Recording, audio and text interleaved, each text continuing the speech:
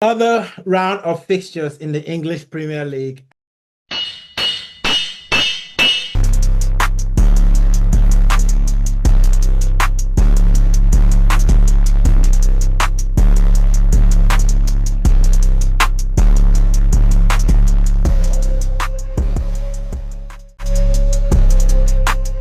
Right, let's turn our attentions to the upcoming fixtures for the weekend. And what a great look of fixtures that we have ahead of us.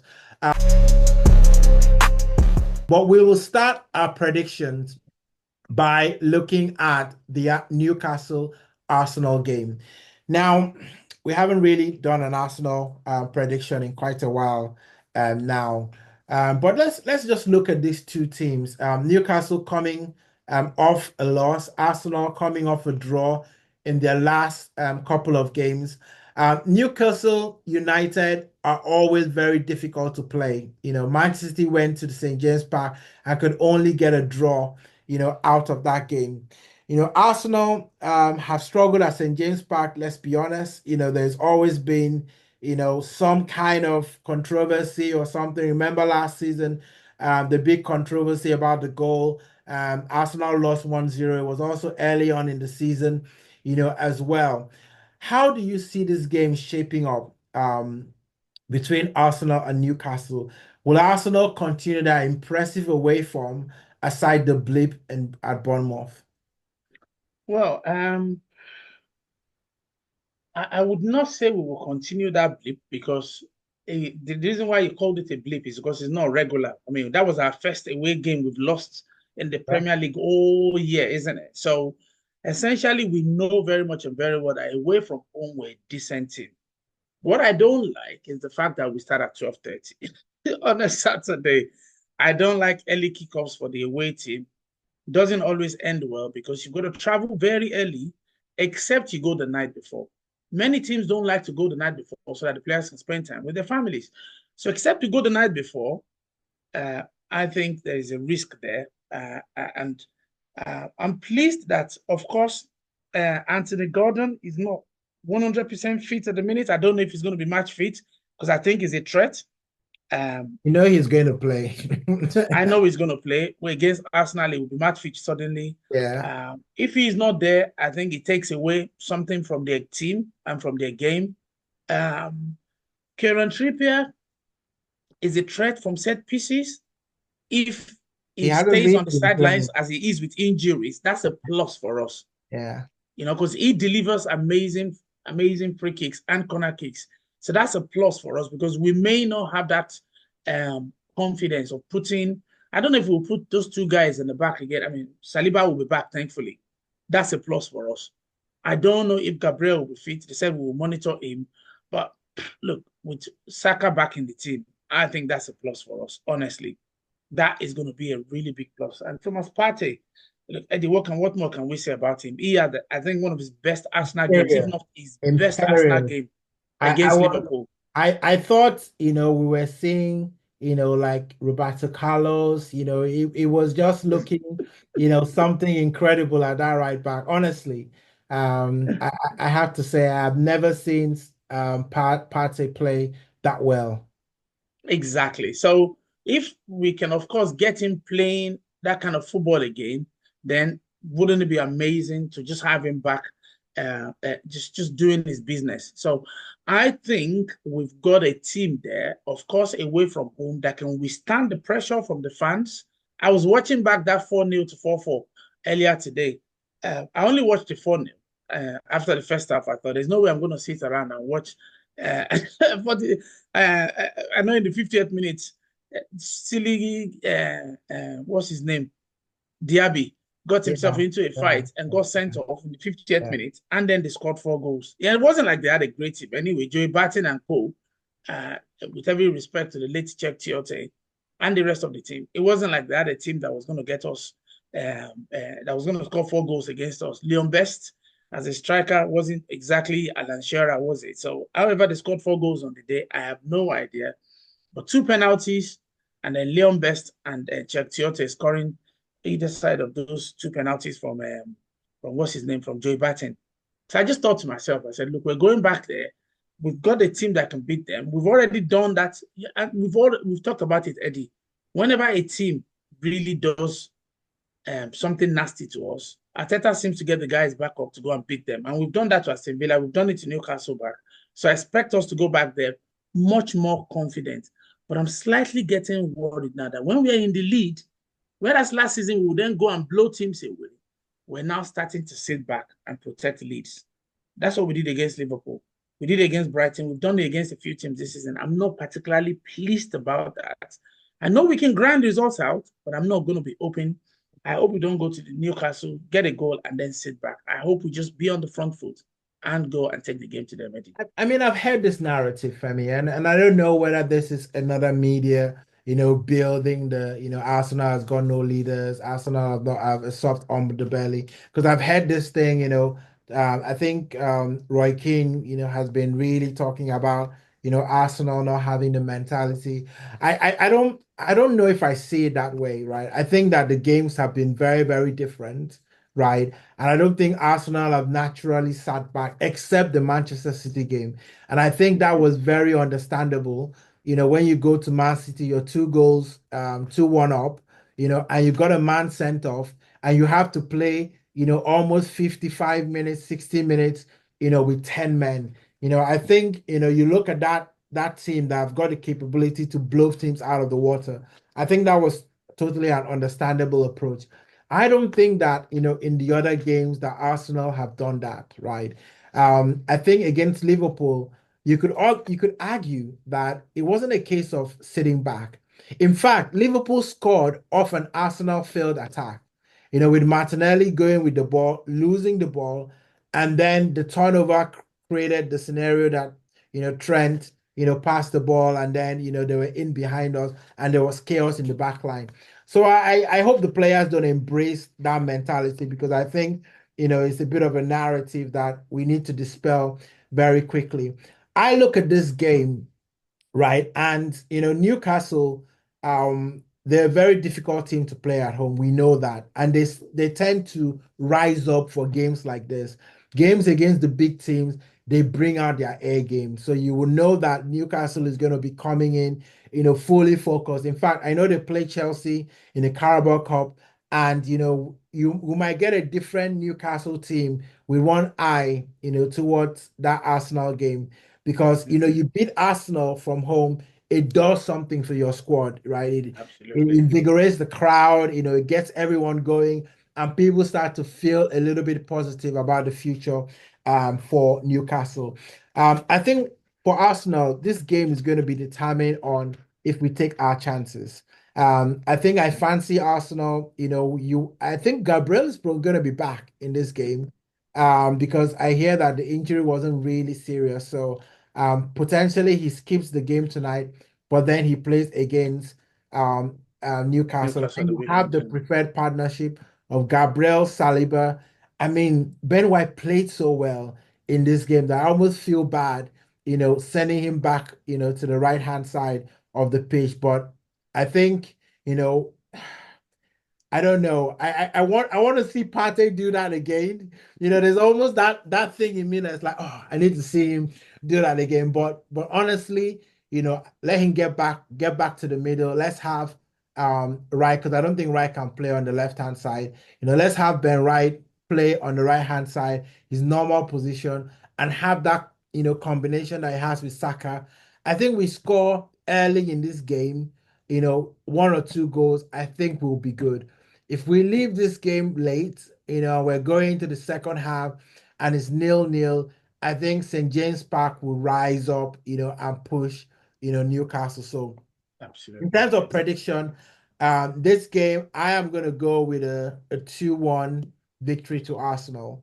It I was don't like you were know. reading my mind. I was going to say 2-1 as well, although I still believe we're capable of keeping a clean sheet. So maybe it's more of a 1-0 than a 2-1. I'm not sure we've got 2 goals in us at the minute away from home, given what happened the last time at Bournemouth. I think we're going to be very resilient and determined not to let in the goal, and we'll probably nick it by the hot goal. So, yes, I see us winning, but I was going to say a 2-1, but maybe I'll just go with a 1-0 because I think it'll be very difficult to find that fluency away from home, especially after that Bournemouth play. Arteta will want to set them up to be very resilient and just not give anything away, which is what he's been doing of late. So maybe for me, it could be a 2-1, but I'll probably say 1-0 to the Arsenal already. Yeah, yeah. Yeah, you're right. Femi, I like this next fixture, the one we're going to talk about. Spurs versus Aston Villa. I think these are two teams that I think we have very different, we relate to these teams very differently. One, obviously, because of the rivalry between us and Spurs, and then Aston Villa because of Unai Emery connection, to Arsenal. So these are two teams that will be fighting for that fourth spot. I think it's probably safe to say that, 1, 2, and 3 in whatever order will probably revolve around Arsenal, Man City, and Liverpool.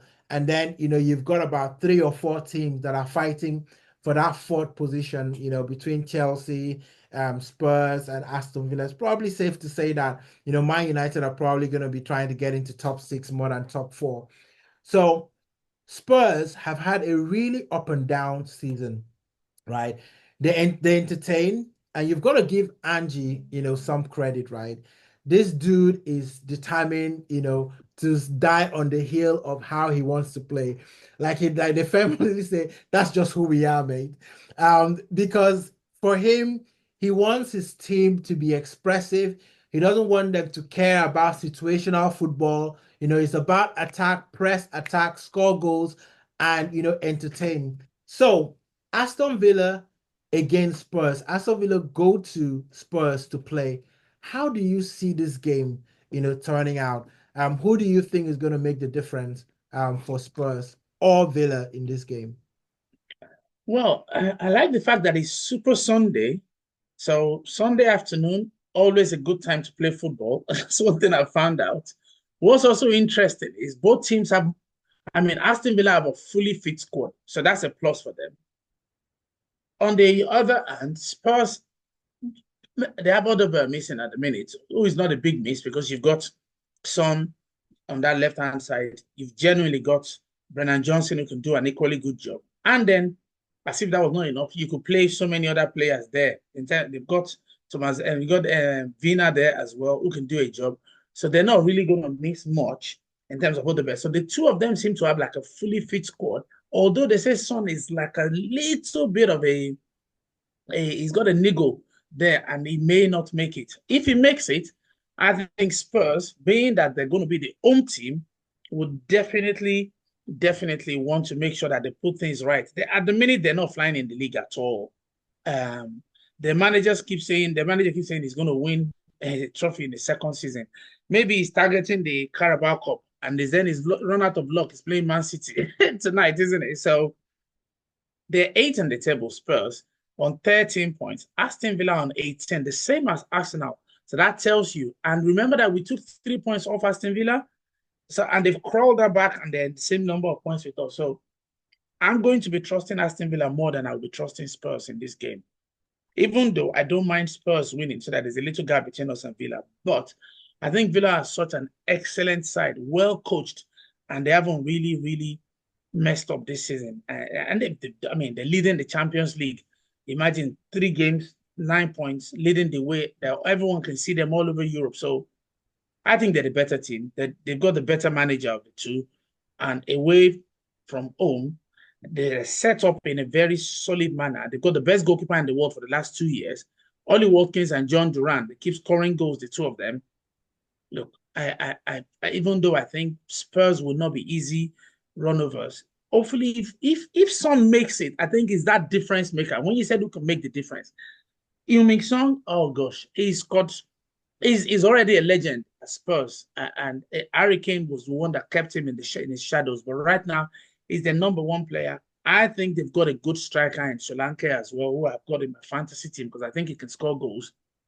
So it's going to be an exciting game. Like I told you, Sunday 2 o'clock, absolute belter of a game because the two teams go forward. That's one beautiful thing. So we will see goals in that one. Now it's just a matter of who can hold their nerve more in front of goal and bury it. If it goes the way it should go, I think Aston Villa will win it 3-2. If it doesn't, I think it would end up a 2-2. But there's no way Spurs are going to beat Aston Villa already. Yeah, I'm actually gonna go the other direction. I'm with you. I think this would be a goal fest. I think if we had Face here, he'd be telling us about the bookmakers or what the bookmakers are saying, about Face. We miss you, right? So you need to come back. And I had a quick look at this, and everyone is favoring Spurs, to edge it because I think it's because they're at home. I think because Spurs at home, people are expecting that Villa might not just have what I think this is going to be an odd goal type of win, right? It's going to be won by the odd goal. I think potentially 5 goals in this game, 3-2, as the outcome, because both teams are capable of scoring goals. Ollie Watkins, it looked like he's got his boots as well. And of course, Martinez is phenomenal, at the back. But I look at this game and I think to myself, yes, this game is played on a Sunday. Both teams, have fairly okay game they're playing in midweek. I know Spurs are playing Man City, so it'd be interesting to see, what lineup, that they put in that game, whether they'll be prioritizing the Carabao Cup, against the Premier League. But for me, I want to edge towards Spurs in this game and go with a 3-2 victory for Spurs. Right, okay. Big game. Now, I don't know like how to look at this game that we're about to talk about because the landscape has changed, significantly. Manchester United versus Chelsea. I think, you are talking about this game, a couple of weeks ago, maybe even as far back as last week, you're probably thinking, oh, this is a done deal for Chelsea, right? Chelsea had a much better team. Manchester United, cannot seem to do anything to score goals. But it's always interesting when they sack a manager just before a big game, right? I think that happened to us a few times. We had, went into a game. Remember the game against Everton, that, we played them, when Sean Dash just took over, and we went there and it was a really, really difficult game, for us. So I mean, I'm looking at this game, right? And for me, I feel like there's a draw written all over this game, right? I would have gone, initially for a Chelsea win, because Chelsea are just a better team. But I think there's always that thing about when you have a new manager, or you have a manager departing, something about the players, especially, if Rude maybe have had his preference of the players that he would have wanted to start. But of course, he wasn't the manager. And so he's not completely a novice coach. I mean, we know that he was in the Dutch league, with PSV, and he did a decent job there. So I would think that he would potentially do a decent job in that game, against Chelsea. So which is why I'm going for a 1-1, in this game. But Femi, how do you see this game going? Do you think that Chelsea are so far away, from Man United as the table suggests? Or do you think that this is an opportunity for Manchester United to close the gap and, almost have a new chapter to their journey this season? Look, Eddie, I genuinely think United at the minute, even though they've got a new manager, I think they haven't got enough bodies to win that game. And I'm sorry I got to that end point quicker than you probably have been thinking. Yes, Onana is a good goalkeeper, but I mean, look, Maguire is out, even though he may not be first choice, but Malaysia is out. They've got the worst record, the worst treatment table set of players, or whatever you want to call it. They got the most number in the Premier League. Luke Shaw would have done a great job for them at left back. He's just suffered another setback. Euro came in the summer and we thought he was going to be amazing. He's still out. Then Kobe Mainu, who is the new guy who does the job in the middle, he's not there at all. Mason Mount was never going to be the greatest contributor, but he's out as well. Anthony, he was the manager's buy. He's not done anything. He's out as well. Maybe if this old manager goes, and then being that I think Van Nistelrooy may know him really very well, given that they seen him play in the Dutch league. Maybe he might get something out of him. I just feel they've got too many injuries, whereas Chelsea have a fully fit team to choose from, and they have the replacements. And that's the same problem Arsenal has kind of like had this season with injuries and suspensions and all of that. Look, in the Premier League these days, you will find that most players play 60, 70, 75 minutes, isn't it? And you've got, no, we talked about Aston Villa. If Ollie Watkins is in the team, it doesn't, sometimes 45 minutes into the game, end of the first half, you see, it doesn't come out, and John Duran is playing, isn't it? Managers want players who can come in and do an equally good job. And that's what Liverpool have kind of like enjoyed up front. Six fantastic players. You know, you have the cream of the crop in Salah. Maybe you've got Jota, who is quick and knows what he's doing more than you can say about Nunes. But in the end, the way the Premier League is going now, you need adequate replacements. So maybe United, I mean, is Eriksen going to have the same energy as Kobe Mainoo in the middle? Absolutely not. So maybe Casemiro can still do a job, but is he going to do the same job that Mainoo will do in terms of running around at his age? Eriksen and Casemiro don't have the legs in the middle. So if you don't have those players in the middle, Ugarte is just coming into the team, hasn't found his place yet, even though you can see the signs there. So I'm just concerned that, except for Bruno Fernandes, who can do a job, but Bruno is also not the quickest in the middle, is he? So Kobe Mainoo was the guy who was going to hold that team together and do the running. Without him, I think Casemiro and Eriksen are decent players, but they can't genuinely. And if they couldn't do it against West Ham away from home, you can bring in a new manager and hope for the bounce. It's not going to be easy sustaining that energy for 90 minutes. That's where my worry is for United. So as much as I think that your head is in there, but your heart is more in it and you can run around and everything, but at some point, your head tells you, I can't do this anymore, even though your heart wants to do it. We say the spirit is willing, but the flesh is weak. The spirit is going to be willing after 70 minutes, but the flesh will be weak. So I think because of the fact that they may not have the team to last the distance in the middle, except maybe they want to give Garnacho a job in the middle, which is not his normal job. No.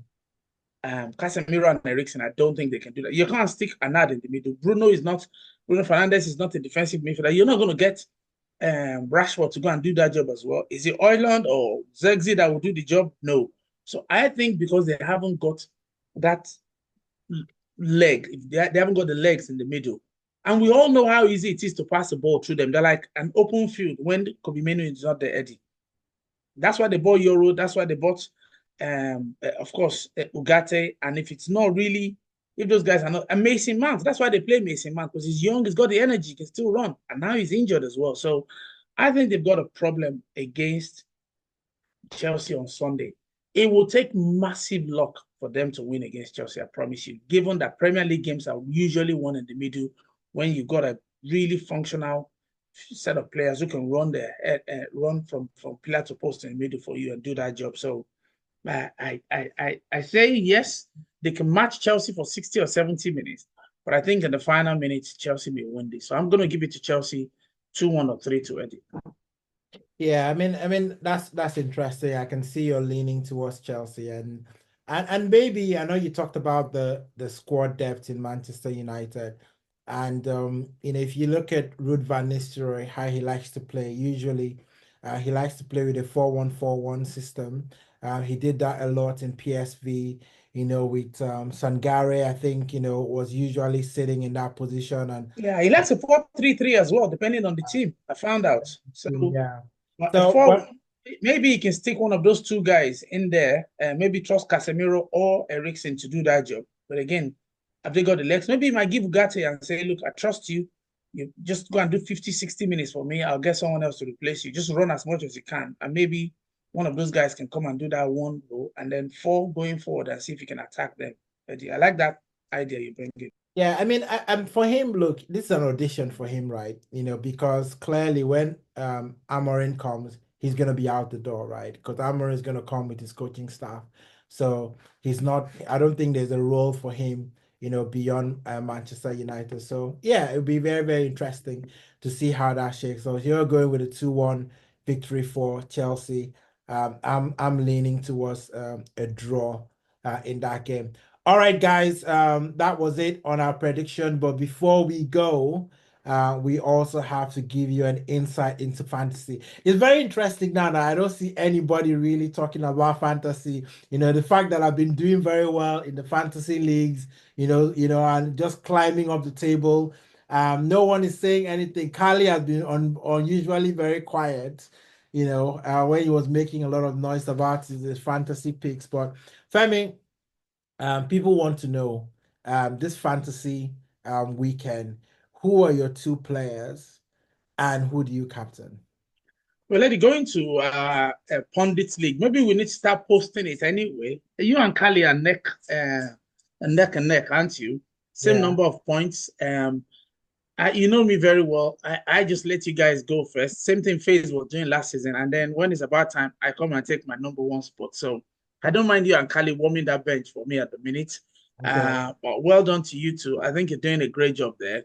Uh, uh, Overall, of course, you're a decent manager. I think it's just some of those little tricks I need to teach you for you to win the league. But I always keep that little bit. I tell you guys as much as I think can take you as far, but just like Pep, when it comes to January, that's when I go on a roller coaster on On the the run. steam. That's when you go My on the steam run. engine starts to run, and then I build a head of steam, and so well done to you and Kali for keeping that bench warm. But I'm not too far off you. Just 25 points behind you two. I can definitely make that up in a week. So all I'm trying to do is just stay on your coattail like Pep would do, and then I take what's rightfully mine. Sorry, Eddie. Okay, but I mean two to have based on what's happening this weekend and who to captain. I think it's an easy one because when you've got Man City away at Bournemouth, it's going to take a miracle for Bournemouth to win that game. So if you want anybody to have, you say Ireland again and to have, and he's going to be the one to captain. Liverpool play Brighton at home. I think that's going to be a tough test, Mm. genuinely. So I'm not sure that Brighton are going to roll over for Liverpool. So Salah, will he score? I think Salah will score. He's got confidence. When he's on the pitch, he's going to score goals. So maybe you want to keep Salah in your team. I'm still tempted by the incredible form of course, amazing Brentford midfielder Oh, slash striker, whatever you want to call him, yeah. Mbumo. His So I'm fantasy tempted goals. between Mbumo and Salah who to go for. I think Mbumo has Monday Night Football, which should be a cracker at Craven Cottage. Fulham are a decent team, but I think because it's a West London derby as well. Maybe because of the occasion, I'll probably give Mbumo that second opportunity. So I'm going to say Mbumo and Haaland to have Haaland captain. Mm. Very interesting. I was gonna go in your direction as well because I've been looking at Mbomo and I've been missing out on the points, so I'm having a feeling that I need to bring him into my midfield, just to shore things up a little bit. So but I think fantasy, I think I'm gonna go with Saka.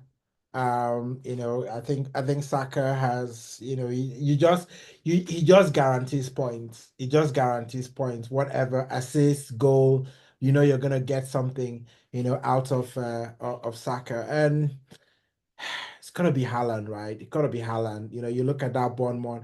But it's funny enough though that Man City have struggled against the so-called, lesser teams. They've not really blown any of the lesser teams out of the water. They struggle against Fulham. They barely got out of Nottingham Forest. So I feel like, you know. Man City, without the longer they go without the likes of Kevin De Bruyne and Rodri, they don't really have that dominance that they used to have in the midfield, where they'll overrun, teams. So I'm gonna go with Haaland and Saka, and I'm gonna captain Saka going into the weekend. So that is it, guys. Thank you very much for always supporting us. Let us know what you guys think, in the comments section. What do you agree with what we've talked about? Do you agree with the predictions? Do you disagree? Let us know in the comments as well. Hit that like and button and smash that notification bell on the way out. We want to say thank you to all our subscribers. And before we go, Femi, do you have a final word? Honestly, just to say thank you very much to everyone for their support. We love you. We appreciate everything you continue to do for us in terms of encouraging us, giving us those wonderful comments. It's beautiful. It's absolutely beautiful. They say we rise by lifting others. And thank you for lifting us.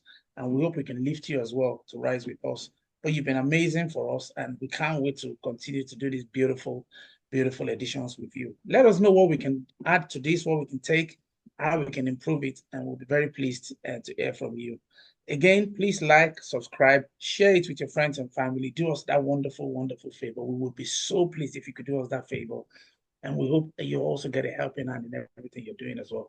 It's all for the love of the game, like our amazing Pele will say. I hope he's playing football with Maradona in heaven right now, Eddie. Yes, I hope he is indeed. And guys, whatever you do this weekend, be safe and have your game on.